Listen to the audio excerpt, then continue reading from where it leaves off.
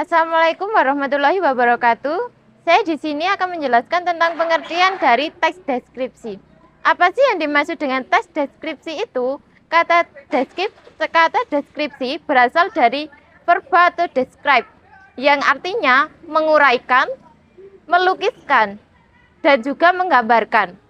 Teks deskripsi dapat diartikan sebagai teks yang bertujuan menggambarkan atau melukiskan pengalaman, pendengaran, dan juga perabaan, penciuman, dan perasaan, dan lain-lain sebagainya. Teks deskripsi adalah teks yang bertujuan memberikan kesan atau pesan impresif kepada pembaca terhadap objek, gagasan, tempat, peristiwa, dan semacamnya yang ingin disampaikan penulis. Nah, terus dengan deskripsi yang baik pembaca dapat dibuat seakan-akan melihat, mendengar, merasakan, atau terlibat dalam peristiwa yang diuraikan penulis. Berikutnya adalah ciri-ciri umum mengenai teks deskripsi. Teks deskripsi melukiskan atau menggambarkan kondisi atau menggambarkan suatu objek, tempat, peristiwa, dan semacamnya secara terperinci. Teks deskripsi memberikan kesan berdasarkan efek panca indera, sehingga pembaca seolah-olah melihat, mendengar, merasakan, atau terlibat dalam peristiwa yang diuraikan penulis. Teks deskripsi menggali sumber ide dari pengamatan atau observasi, sehingga semakin baik dan sedetail pengamatan seorang penulis, maka besar kemungkinan penggambaran dalam teks deskripsi semakin baik dan juga detail.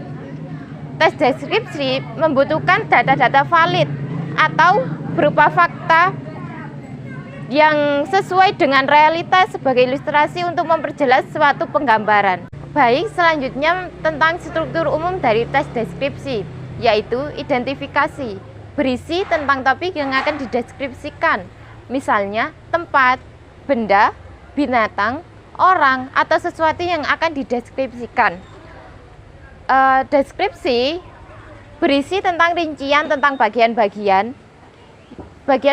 topik yang akan dideskripsikan, misalnya tentang ciri fisik, warna, ukuran, sifat-sifat, asal, kesukaan, dan lain-lain sebagainya.